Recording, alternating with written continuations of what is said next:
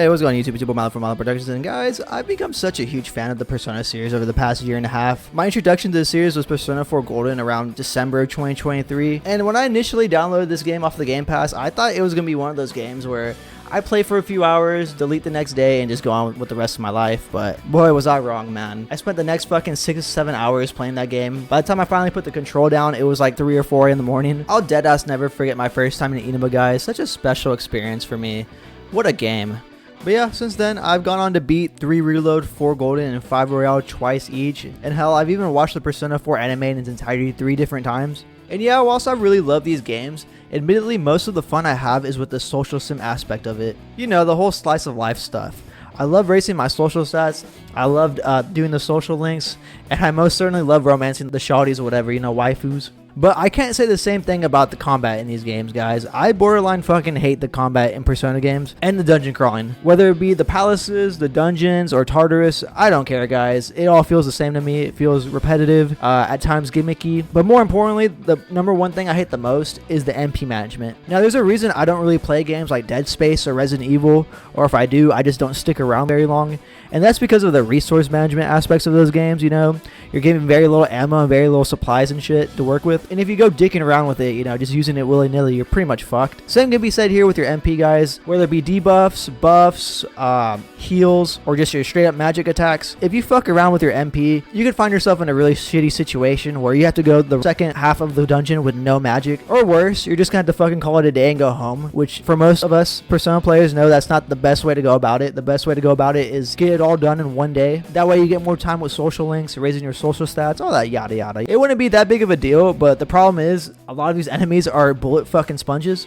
So yeah, you will be having to use magic, and you'll have to really manage it, guys. And for some of you, that might be fun. That might be very enjoyable to you. But for me, it just isn't fun, guys. So whenever Shin Megami Tensei V Vengeance was announced and it dropped, I really wasn't interested in picking up this game, guys. Most of it stems from the hatred I have of the Persona game combat. And yeah, I figure Alice's mainline franchise was going to be pretty much Persona, but without the social sim stuff that I really fucking love. I essentially thought it was going to be an episode Igus, which is probably the worst insult you could give a JRPG. And for that, Alice and Shin Megami Tensei, I just want to say I'm sorry. I am so sorry. I was not familiar with your game at all. I am a jackass, and I'm pussy. Because guys, Shin Megami Tensei V Vengeance is a fantastic JRPG. But more importantly, guys, if you want Persona, this is not Persona. This is its own thing. Don't come in here thinking this is Persona like the fucking dumbass IGN reviewer. I just couldn't shake the feeling that this was Persona without the heart. Without the unforgettable companion characters, the potent personal story, the incredible soundtrack, and the jaw-dropping twists and turns. This is not Persona. There's no slice of life stuff. This is a traditional turn-based JRPG. So if you want Persona, go play Persona. This isn't Persona. Now, when you first start the game, you're given 2 story options.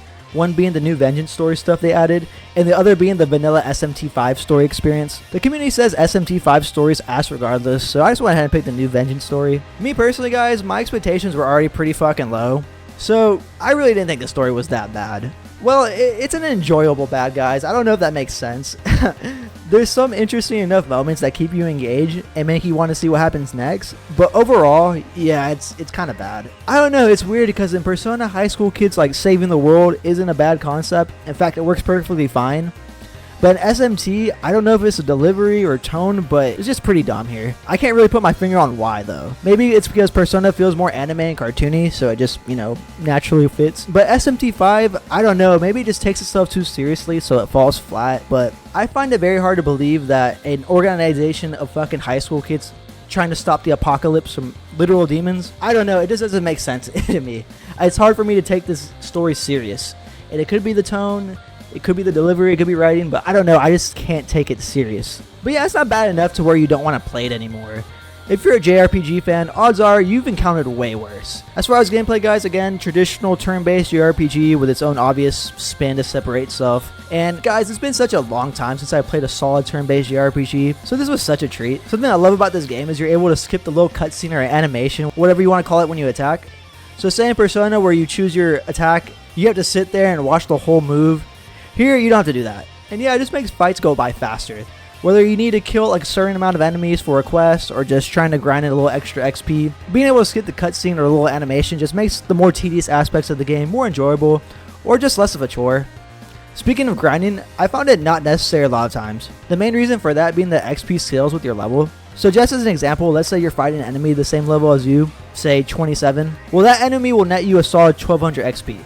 But going back to that same enemy that's level 27, now that you're level 30, will now get you a measly 500 XP instead. So unlike in Persona where fighting every single enemy is optimal to get the highest level, in this game fighting everything isn't necessary at all. The whole XP scaling for me sounded like a pretty dumb mechanic at first, but in reality it cuts the grind in half, so you're just free to explore the world and not waste your time on every single fucking enemy. Now as far as exploring the world, or in this case the open zones, it's cool, but it can get kind of tiresome real quick, especially if you're kind of a completionist like myself. The zones are pretty big and full with a lot of shit, and it is in your best interest to go through every bit of the map to find the best items and the different kinds of demons to capture for your party. Demons are essentially your companions for your party. I'm being very vague, guys, I'm sorry. I don't really want to go into depth because this isn't like a fucking review. I just want to talk about my experience essentially. But yeah, since we're on demons, the way you catch or collect them can be very annoying at times, but also pretty fun and thrilling because you just don't know what's going to happen. You're essentially supposed to talk them into joining you. If you play Persona 5, you're very much familiar with this mechanic, except that unlike Persona, you don't have to down all the enemies. You can literally initiate the talk whenever you want as long as it's your turn. There's going to be instances where the demon will be in good spirits and just join you,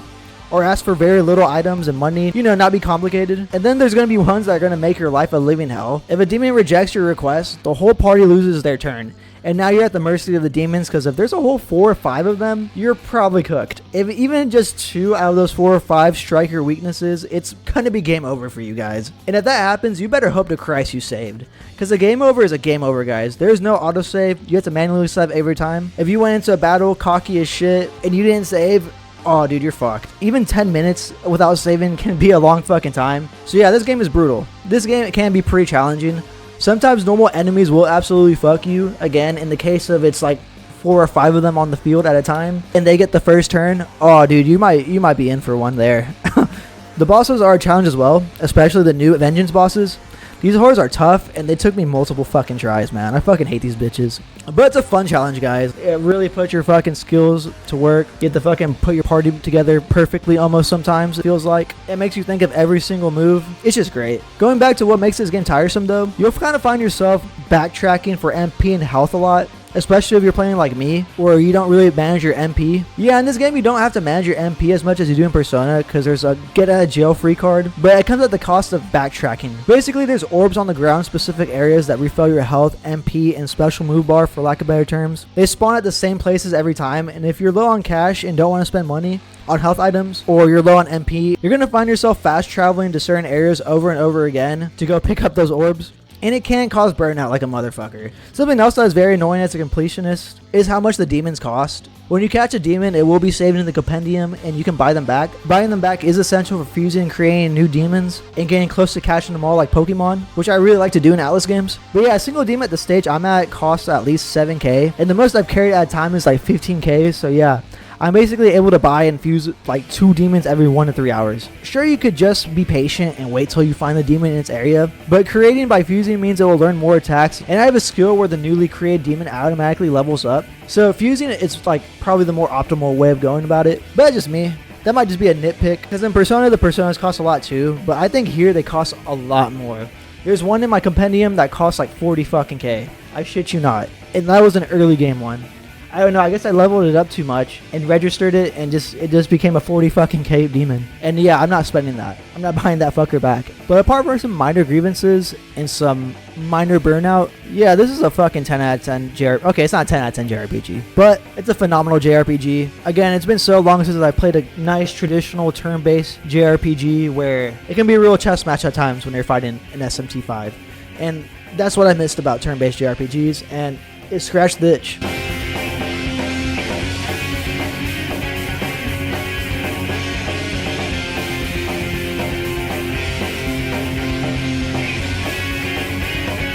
But yeah, guys, that's really it for me. I enjoy the shit out of SMT 5 Vengeance, and now I want to know, have you played SMT 5 Vengeance? Did you love it? Did you hate it? What did you think about the story? Did it scratch that turn-based JRPG itch for you as much as it did for me? Where does it rank amongst your favorite JRPGs? Were your expectations high when you came in? Did you think it was going to be Persona, so maybe you were disappointed? Did you think it was going to be a great story, so whenever the story was kind of meh, Were you pretty disappointed? I want to know everything. I want you to dump out everything you feel about this game in the comment section below. It's been your boy Milo from Milo Productions. If you could drop a like, I'd really appreciate it. I love y'all. I fuck with y'all. You already know how it is. I'll see y'all next time.